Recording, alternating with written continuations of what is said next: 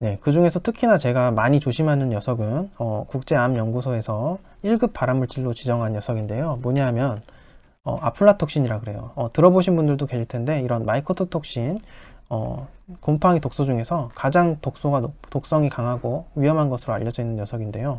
어느 정도 수준이냐 하면 아플라톡신 B1은 지금까지 발견된 천연 물질 중에서 가장 강력한 발암물질로 알려져 있어요. 그래서 특히나 이제 관련 있는 거는 간 담독의 암, 간암, 담도암 같은 거랑 관련이 많이 있고요. 직접적으로. 그것 외에도 뭐 급성 간염을 일으킨다거나 면역 체계를 약화시킨다거나 기형이나 성장 장애를 유발하는 등 여러 가지 문제를 야기할 수 있습니다. 그리고 심지어는 아플라톡신에 한번 노출되면 뭐 이거는 제가 오리 사례를 한번 가지고 와봤는데 뭐 대략 1주에서 2주가량 간 기능에 영향을 주기도 한다, 문제가 생기기도 한다 할 정도로 가급적이면 노출되어서는 안 되는 그런 녀석인데요. 제가 사실은 이거를 안타까운 사연을 본 적이 있어요. 제가 사실 이런 곰팡이 문제는 예전부터 관심이 굉장히 많았어요. 이게 암뿐만 아니라 사실 굉장히 다양한 질환에 꼭 아플라톡신뿐만 아니라도 많은 질환에 이런 곰팡이와 관련된 질환들이 많이 있고 간접적으로든 직접적으로든 몸에 문제를 일으키거든요. 그래서 곰팡이 뭐 직접적으로는 우리가 흔히 접하는 무좀 같은 것들이 이제 대표적인 이런 사람한테 생기는 진균 감염으로 인한 질환인데요. 그런 것 말고도 사실 곰팡이로 인해서 뭐 알레르기, 만성 질환 할 거 없이 많은 질환들이 하나의 원인 인자로 작용할 수 있다라는 부분이 있고요. 실제로 유튜브에서 제가 예전에 본 영상 중에 어떤 환우분이 담도암 환자분이셨는데 자기가 평소에 그렇게 건강할 수가 없었는데 이상하게 이 암에 걸렸다라고 하시면서 그 원인이 뭘까 오래전부터 생각을 해봤는데 자기가 좀 이렇게 근검 절약하는 습관이 있어서 그리고 냉장고 정리도 좀 잘 안 해가지고 오랫동안 식품을 보관한 거를 그냥 아깝다고 유통기한 지난 것도 자주 먹고 그랬는데 그게 원인이 아니겠냐 하는 말씀을 하신 적을 제가 본 적이 있거든요. 근데 저는 그것도 분명히 꼭 그렇다고 할 수는 없지만 가능성이 있다고 생각해요. 예, 오래된 식품을 아낀다는 마음으로 자주 접하시면서 또 아플라톡신 같은 위험한 것에 많이 노출이 되셨다면은 충분히 일어날 수 있는 일이거든요.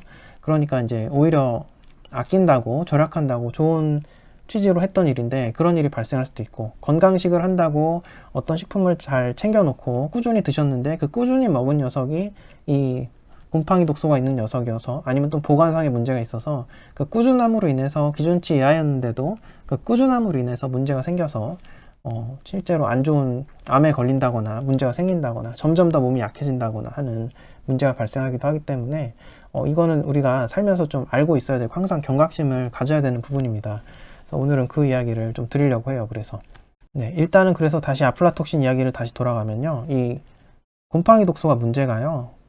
우리가 한번 있으면 제거할 수 있는 방법이 없어요. 무슨 곰팡이를 이제 세균과 똑같이 생각해서 끓인 물을 한번 부으면 되지 않냐, 끓으면 소독되지 않냐, 이런 식으로 생각하시는 분도 계신데, 그렇지 않은 게, 아플라톡신은 280도 이상에서 분해가 되는 녀석이라서 가열한다고 해결되지 않고 일반적인 조리 방법으로 없앨 수 없다.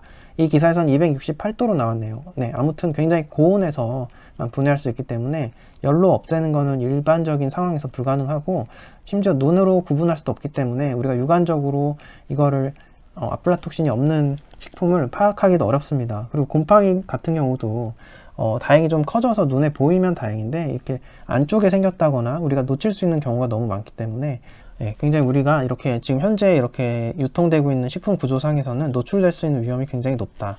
그리고 심지어 비형 간염 같은 간염을 가지고 계신 환자분들은 이 애플라톡신을 한번 섭취하면 간암 발생 위험도가 60배까지 올라간다라는 연구 결과도 있으니까 특히나 주의를 요하는 녀석입니다. 그래서 저는 분명히 이게 실제로 이로 인해서 피해를 보는 분이 계실 수 있다고 생각을 하거든요. 그리고 저도 굉장히 이걸 조심하는 부분이에요.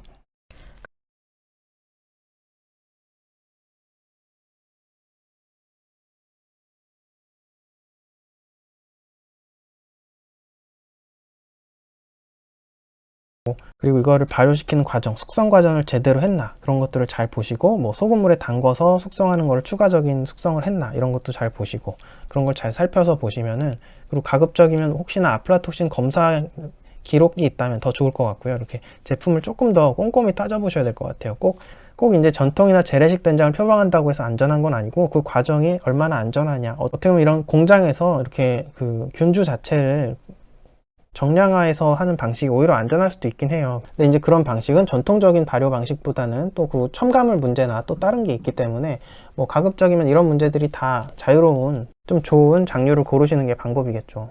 어쨌든 이런 숙성 과정이 제대로 거쳐진다면 장류에서 아플라톡신이 생기지 않는다. 이거를 좀 알고 계시면 좋을 것 같아요. 그래서 이런 거를 꼼꼼히 따져서 그 문제가 없는지, 이 제조 과정이 얼마나 좋은지 이런 것들을 보시고 한번 확인을 하시면 좋을 것 같습니다. 예, 그래서 된장, 청국장, 낫또 이런 거 고르실 때 조금 그런 거를 추가적으로 이런 곰팡이 문제나 이런 제조 공정을 한번 확인을 하셔야겠다. 네, 그런 걸 확인을 하시면 좋겠습니다. 그리고 네, 뭐 쌀 같은 데도 항상 있을 수 있어요. 그래서 쌀은 이렇게 특징적으로 색깔이 좀 검어지면 곰팡이 문제가 있는 거고, 이렇게 쌀 씻어봐도 쌀 씻은 물 자체도 검게 나오거든요. 네, 이런 거는 절대 드시면 안 되고, 오래된 쌀 그러니까 드시면 안 좋을 거예요. 그래서 색깔이 항상 보시고 신선도를 확인을 하셔라. 그리고 이런데 뭐 식품에 곰팡이가 있으면 그거 뭐 잘라내면 되지 않겠냐 하시는데, 대부분의 경우는 제거해도 발암물질이 남거나 또 눈에 보이지 않는 쪽으로 퍼져나가기 때문에 가급적이면 먹지 않는 게 좋습니다. 통째로 버리시는 게 좋고, 뭐 딱딱한 식품일 경우는 좀 잘라내도 된다는 이야기가 있는데, 네, 그것도 뭐 심각한 경우는 제 생각에는 좀 그냥 드시지 않는 게 오히려 안전할 것 같습니다.